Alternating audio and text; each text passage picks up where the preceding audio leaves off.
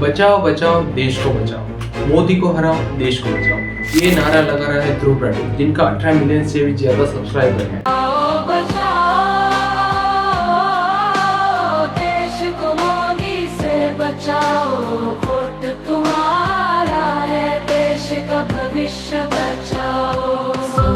वो उनके व्यूअर्स को या फिर सब्सक्राइबर को बताना चाहते हैं कि आप इस बार 2024 में बीजेपी को वोट ना दें।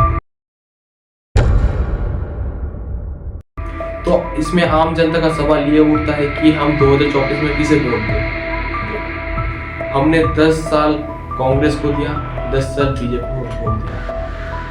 नतीजा हमारे सामने है। बीते 10 सालों में हमने मोदी जी का काम देखा। आजादी के दशकों बाद तक टूटी सड़कें, गंदे रेलवे स्टेशन, बदहाल ट्रेनें भारत की पहचान बनी रही। लेकिन पिछले 9 साल में देश ने इंफ्रास्ट्रक्चर के क्षेत्र में क्रांतिकारी परिवर्तन देखा। दर्जनों नए एक्सप्रेसवे देखे, स्वदेशी वंदे भारत एक्सप्रेस ट्रेन देखी। इंफ्रास्ट्रक्चर हमारे लिए राजनीति का नहीं बल्कि राष्ट्र नीति का हिस्सा है। सड़क निर्माण में बेमिसाल काम। आजादी के बाद पहले 65 सालों में कुल 91,000 किलोमीटर नेशनल हाईवे का निर्माण हुआ, लेकिन मोदी सरकार ने केवल 9 सालों में 54,000 किलोमीटर नेशनल हाईवे निर्माण करके नया रिकॉर्ड बनाया है। 2014 से पहले की सरकार में राष्ट्रीय राजमार्ग का विकास कछुए की चाल चल रहा था। 2014 के बाद राष्ट्रीय राजमार्ग का विकास चीते की रफ्तार की तरह हो रहा है। भारतमाला परियोजना, गति शक्ति परियोजना, प्रधानमंत्री ग्राम सड़क योजना के कारण आज भारत में विश्व का दूसरा सबसे बड़ा सड़क नेटवर्क है। साथ ही आज भारत रिकॉर्ड 100 घंटे में 100 किलोमीटर राष्ट्रीय राजमार्ग का निर्माण कर रहा है। ट्रांसपोर्ट इंफ्रास्ट्रक्चर के विकास पर आज भारत जितना काम कर रहा है उतना पहले कभी नहीं हुआ। रेलवे में क्रांतिकारी बदलाव। आजादी के बाद पहली बार मोदी सरकार माल ढुलाई के लिए डेडिकेटेड फ्रेट कॉरिडोर बना रही है। 85% रेल इलेक्ट्रिफिकेशन के साथ आज भारत दुनिया का दूसरा ग्रीन रेल नेटवर्क बन गया है। इसके अलावा आजादी के बाद पहली बार कश्मीर से लेकर उत्तर पूर्व के शहरों तक रेलवे का विस्तार इन्हीं 9 सालों में हो रहा है। पीएम मोदी के नेतृत्व में जापान को पीछे छोड़ भारत में विश्व का चौथा सबसे बड़ा मेट्रो रेल नेटवर्क है। आम आदमी की पहुंच में हवाई सफर। उड़ान योजना की वजह से आज हवाई चप्पल पहनने वाला व्यक्ति भी हवाई सफर कर रहा है। पीएम मोदी के नेतृत्व में पिछले 9 सालों में भारत में एयरपोर्ट की संख्या 74 से दोगुनी होकर 148 हो चुकी है, जिसका परिणाम ये है कि आज भारत दुनिया का तीसरा घरेलू विमानन बाजार बन गया है। कोने कोने तक पहुंचा विश्व स्तरीय इंफ्रास्ट्रक्चर। मोदी सरकार में देश को अनेकों टनल की सौगात मिली और 31 टनल पर तेजी से काम हो रहा है। मोदी सरकार ने सदियों तक अनदेखी का शिकार रहे नॉर्थ ईस्ट इंडिया में भी इंफ्रास्ट्रक्चर का तेजी से विकास किया। 75 साल बाद पहली बार मालगाड़ी मणिपुर पहुंची। असम को पहली वंदे भारत ट्रेन की सौगात मिल चुकी है। आज विश्व की सबसे ऊंची मूर्ति भारत में है। विश्व का सबसे बड़ा क्रिकेट स्टेडियम भारत में है। विश्व का सबसे ऊंचा रेल पुल भारत में है। 10,000 फीट की ऊंचाई पर दुनिया की सबसे लंबी टनल भारत में है। पिछले 9 सालों में मोदी सरकार की नीतियों की वजह से अंतर्राष्ट्रीय स्तर का इंफ्रास्ट्रक्चर तैयार किया गया है, जिससे भविष्य के एक विकसित भारत की नींव रखी जा चुकी है। 2004 से लेकर 2014 तक हमने कांग्रेस का भी काम किया।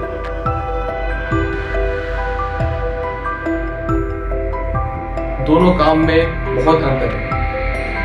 मोदी जी का स्पीच सुनकर हम बीजेपी को वोट देने के लिए प्रेरित होते हैं, वहीं पर कांग्रेस के अध्यक्ष राहुल गांधी का स्पीच सुनकर हम बीजेपी को वोट देने के लिए मजबूर होते हैं। आपके अंदर मेरे लिए नफरत है, आपके अंदर मेरे लिए गुस्सा है, आपके लिए मैं पप्पू हूँ, आपके लिए मैं अलग अलग गाली दे सकते हो, मगर मेरे अंदर आपके खिलाफ इतना सा भी गुस्सा, इतना सा भी क्रोध, इतनी सी भी नफरत नहीं है। मैं कांग्रेस हूँ और ये सब कांग्रेस हैं और कांग्रेस ने और इस भावना ने इस देश को बनाया है। इस बात को आप कभी मत भूलिए। और ये भावना आप सबके अंदर है और इस भावना को मैं आप सबके अंदर से निकालूंगा। एक एक करके मैं आपके अंदर जो प्यार है उसको निकालूंगा और आप सबको कांग्रेस में बदलूंगा। धन्यवाद, नमस्कार।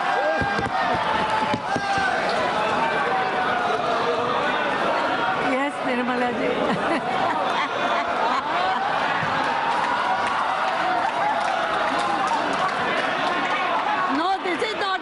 This is not necessary. No. Nirmala ji.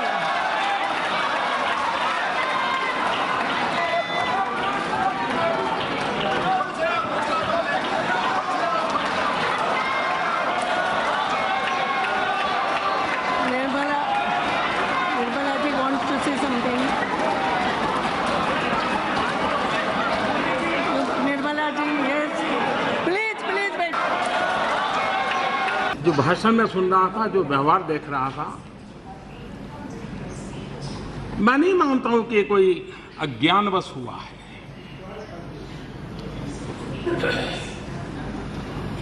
और न ही ये झूठे आत्मविश्वास के कारण हुआ है। ये इसलिए हुआ है कि अहंकार इस प्रकार की प्रवृत्ति करने के लिए खींच के ले जा रहा है। मोदी हटाओ और आप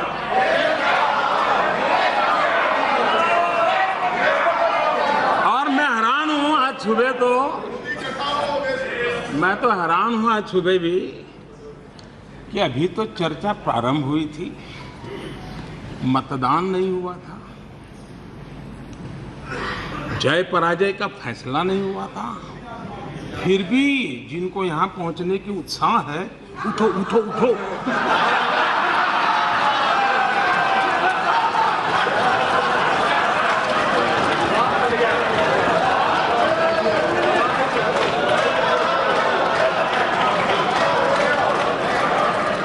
न यहां कोई उठा सकता है न बिठा सकता है।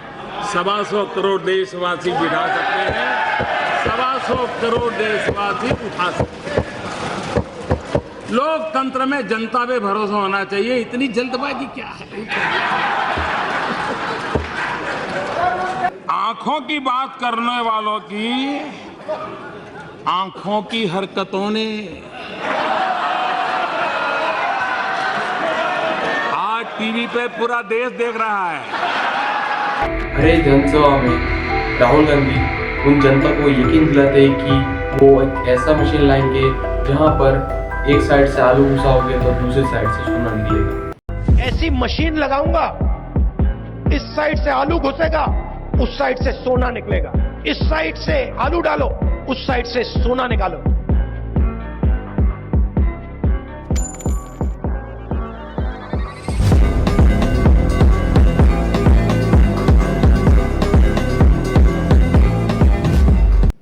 जहां पर आलू का कीमत इंडिया में 40 रुपए से 50 रुपए किलो होता है, वहीं पर 1 किलो सोने का प्राइस 69 लाख रुपीस है। इसलिए मैं जनता से विनती करता हूँ, आपका एक वोट बहुत ही महत्वपूर्ण है। दिखा दीजिए कि भारत का एक तरफ क्या पावर है। पूरे विश्ववासी देखना चाहिए कि भारत क्या कर सकता है।